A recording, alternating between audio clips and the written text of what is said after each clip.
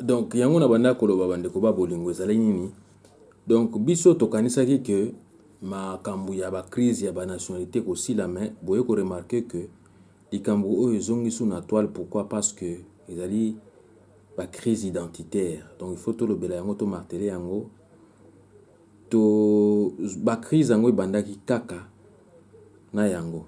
Bozo comprendre ba crise ba guerre tozo connaître ezokende à quelque sorte ka na yango. Donc toza na ba crise identitaire oyo to bandaki nango ba guerre oyo bandaki ba guerre soi-disant de libération ou eza ba guerre alliée à occupation ezalaki ebandaki na yango. C'est-à-dire qu'on ne savait pas qui était congolais, qui n'était pas congolais. Et comme vous le voyez petit à petit, vu la crise multiforme eza na mboka na biso toye ko tomber lisusu na makambo na mikolo yo ezaka makambo ba nationalité yango. Bozomona. Et puis batu oyo ne nazo matele bino ba Banyamulenge bazwaki nationalité congolaise à 2 reprises collectivement. Et ils ont continué de maintenir la musique de la Kandengwana. Premier mai ezalaki à partir ya chef ya cabinet et Bisengemana à l'époque, bapesaka bango nationalité collective à cette époque-là. Et maintenant avec l'arrivée de Laurent Désiré Kabila au pouvoir, aux affaires, lorsqu'on a rebaptisé le pays du Zaïre en République démocratique du Congo, ils ont encore acquis la nationalité collectivement, les Banyamulenge au Bayakinaï. Vous comprenez? Donc, yango awa nazo martelé bino au effort que, en tout cas, faute d'être congolais ou d'avoir obtenu légalement la nationalité congolaise, les Tutsis ont décidé de l'obtenir collectivement par les armes. Et après avoir pris le temps nécessaire pour faire accréditer à travers le monde la thèse de l'existence d'une tribu Banyamulenge en République démocratique du Congo. Tribu qui serait victime d'exclusion et de répression de la part d'autres tribus congolaises. Botalanan ba affirmation au ba kinango ba kosi communauté internationale ba ketina ba institution internationale ba lo ba ke bangonde baza en tout cas lokola ba Rohingya na biso ou bazalaki à l'époque ba Rohingya na biso alors que c'était faux. Donc effectivement comme l'a écrit Sébastien Kayembe, cette question de Banyamulenge constitue une autre illustration de l'instrumentalisation politique des identités ethniques. Vous comprendre? Ba instrumentaliser crise wana identitaire ba lo ba ke notre zona tozo reconnaître ba problème ba ethnie. Vous comprendre? O ngana zobelela o ngana zolo ba ethnocide. Vous comprendre? Bato ba yaki na ba ethnocide. Ethnocide qui veut dire quoi? Parce que nous avons été un peu voir ceux qui ont fait en tout cas la criminologie. Nous les avons consultés, ils nous ont donné en tout cas des définitions concernant même l'ethnocide en question. De ce qui sévit dans notre pays, vous allez vous référer. Nous pourrons définir, c'est ce qu'ils m'ont envoyé comme argumentation, nous pourrons définir le terme ethnocide ou génocide culturel congolais comme étant la disparition totale ou partielle du congolité ou kibozaïroa nabiso. C'est ce qu'on peut définir ça en quelque sorte. Donc, étymologiquement parlant, le mot ethnocide signifie meurtre d'une ethnie et apparaît en 1944 comme synonyme de génocide sous la plume de Raphaël Lemkin dans une note de son ouvrage Axis Rule in Occupied Europe, gouvernance de l'Axe en Europe occupée. Donc, mais en son sein, comme il est dit, change dans les années 1970 avec la décolonisation en toile de fond. Ainsi, l'ethnologue Robert Jorin est un des premiers à utiliser dans le sens d'acte de destruction d'une civilisation ou d'acte de décivilisation. Donc, George Godeminas fustige le comportement de l'armée américaine au cours du discours inaugural Distinguished Lecture qu'il prononce à la session annuelle de l'American Anthropological Association de 1972 et utilise le terme d'ethnocide pour décrire la disparition des Mongas dans les montagnes du sud du Vietnam. Donc vous voyez, pour Yen Oron, ethnocide est un terme alternatif ou complémentaire de génocide. Vous comprendre? Ou ça manamboka na génocide culturel, ou ça en quelque sorte ethnocide parce qu'on s'attaque à nos ethnies, à nos identités. L'identité culturelle congolaise, c'est quoi? Ce sont les ethnies qui forment nos richesses. Et l'ethnie Banyamulenge, comme je viens de vous marteler tout à l'heure là, n'existait pas. n'existait pas. Tant que soit indépendance, soi-disant indépendance politique, bah, nous avions toutes les tribus que vous connaissez aujourd'hui, Tuluba, Tchoko, ainsi de suite, les Banande, mais Banyangulengo, Bazalakite. Donc, on a zobé trabino que pour Yen Aron, ethnocide est un terme alternatif complémentaire de génocide. Il cite des rapports sur le Tibet depuis 1959, indiquant que le gouvernement communiste de Chine, en occupant militairement le pays, en détruisant les Lamséries et en combattant la région au nom de la lutte contre le féodalisme, hein, a commis un ethnocide et peut-être même un génocide contre le peuple tibétain.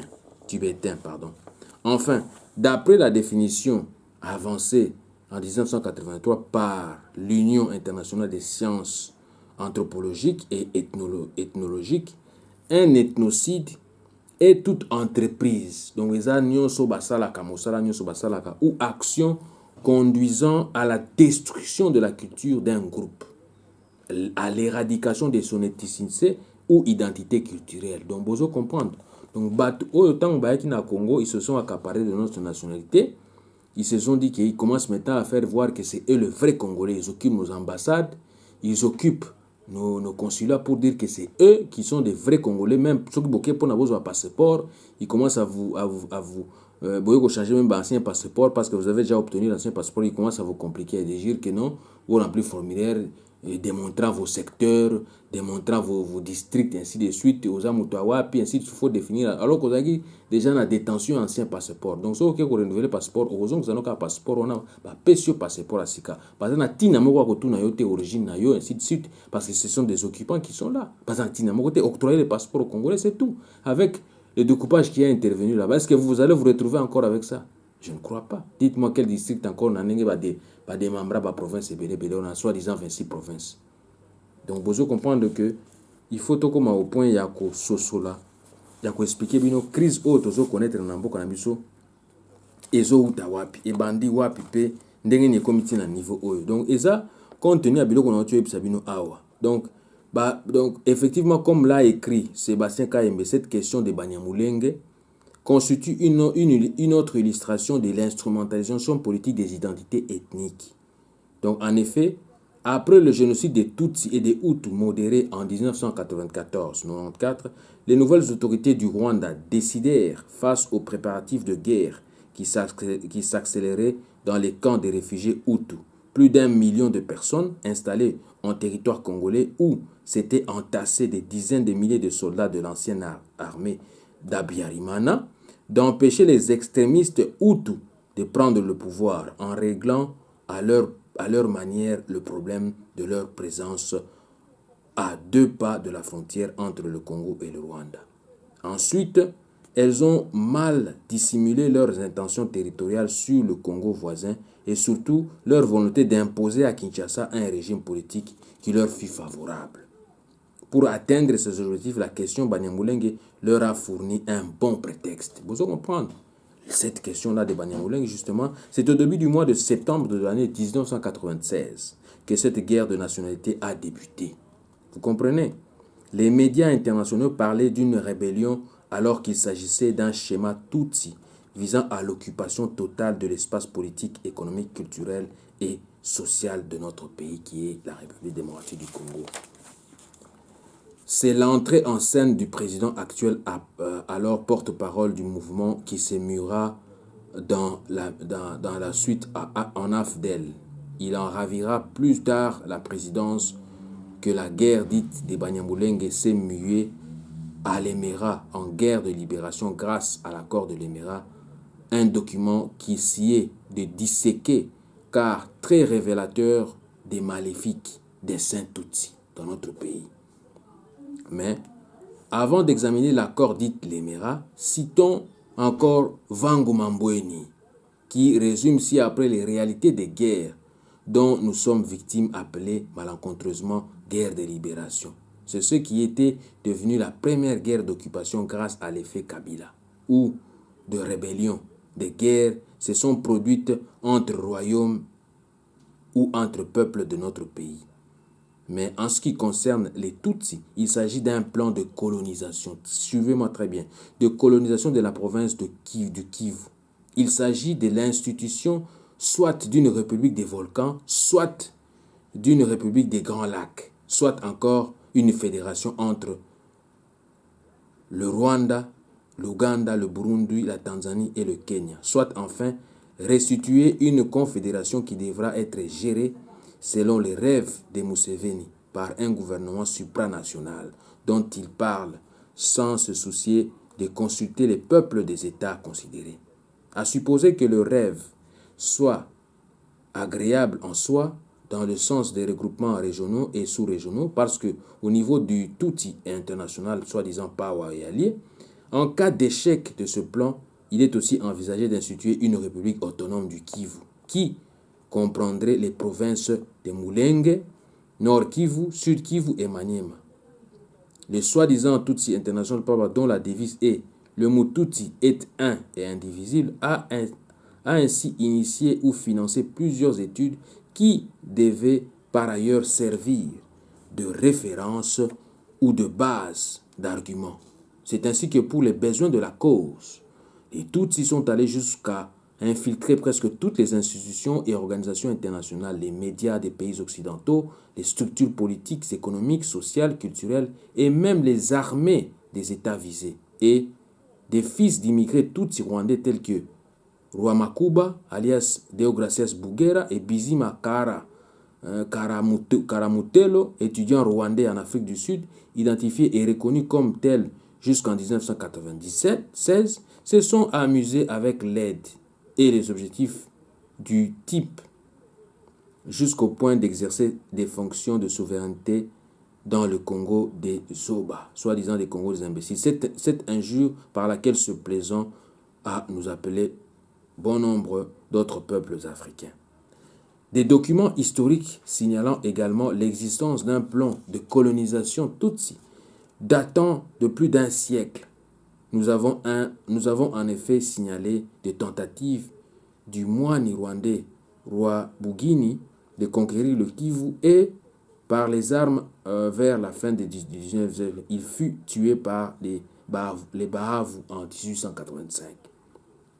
Nous avons également fait mention de la tentative belge d'aider financièrement le moine Kalinda et un certain Bideri, sujet Tutsi, tout comme Kalinda, de disposer d'une chefferie autonome.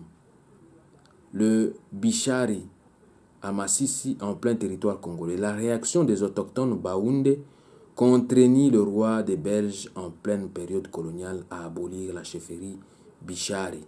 Un autre Tutsi, Boussiayandi, qui dirigeait déjà la chefferie, fut destitué. En ce qui concerne les documents, Vangu signale une lettre découverte à Nyamitaba en date du 6 août 1962 lors des troubles à Matandi-Kibati, au nord Kivu. Troubles dont le but était l'extermination des Baoundés pour l'occupation de leurs terres. Voyez-vous, nous les reproduisons ci-après telles que reprises par l'auteur susmentionné. Puisque nous sommes numériquement faibles au Kivu et que nous avons reçu d'une façon très marginale à nous fixer au pouvoir, en nous servant de la naïveté bantoue, et que d'autre part, notre malignité a été découverte un peu plus tard par les Congolais, tout Mututsi, de quelle région qu'il soit, est tenu à appliquer le plan ci-dessous et y réserver une très large diffusion des milieux Tutsi du district des volcans. Voyez-vous, c'est en ce moment précis où nous martelons que nous devons libérer notre pays. Nous devons nous organiser de la même sorte que eux, même plus qu'eux, en diffusant des messages de libération. On va se libérer comment? Quelles sont les voies et moyens pour nous libérer de cette occupation-là? Nous y travaillons déjà, ne vous en faites pas, nous y travaillons. Nous allons nous atteler à pouvoir écrire des livres, à pouvoir distribuer des revues. Comment est-ce que nous pouvons libérer notre pays? Ça, c'est notre travail en tant que leader de le faire. Donc, sachez que, ça c'était leur charte en tout cas, ils disaient quoi? Sachez que les Bahutus sont apparentés aux Congolais et que notre méthode de colonisation doit par conséquent s'appliquer à ces deux sujets. 2. Mettez tous les moyens que nous avons employés au Rwanda en œuvre pour soumettre les Bahutus du Congo et toutes les autres ethnies qui les entourent. Pour comprendre, procéder méthodiquement et progressivement car une moindre précipitation risquerait d'éveiller le rappel à la conquête des rois Burigi, notre héros national. Vous comprendre. 3. La première tâche de tout intellectuel est de décrocher un poste de commandement dans la territoriale car vous n'êtes pas sans ignorer l'importance de ce service dans la diffusion des idées politiques dans la masse ignorante. Tout intellectuel Mututi est tenu de se faire des amis dans tous les services administratifs de la République démocratique du Congo pour lui permettre à s'initier à la machine administrative de ces services en vue de se préparer au remplacement éventuel à la responsabilité de ce service. C'est grave. Puisque nous ne pouvons pas remplacer les élus Bahutu, faisons-en des amis. Offrons-leur quelques cadeaux et surtout la bière, afin de leur tirer le verre du nez. Offrons-leur nos filles et au besoin, marions-les à eux. Les Bahutus résisteront très difficilement à leur beauté angélique. Quand nous aurons acquis tous les postes, suivez très bien, tous les postes importants, nous serons bien placés pour muter tous les ennemis bantous à notre guise et surtout les subjuguer. Envers la masse Hutu, usée de pacte de sang. Vous connaissez d'ailleurs l'inefficacité du pacte. Et l'avons-nous pas déjà violé sans aucun mal? Servez-vous de la crédulité des évolués Bahutu et faites-vous-en des instruments pour défendre notre cause et admettre notre campagne électorale. Dès que la campagne est passée, payez-les en monnaie de singe pour montrer leur incapacité. Voyez-vous? Donc ça, c'est le problème que nous avons dans notre pays.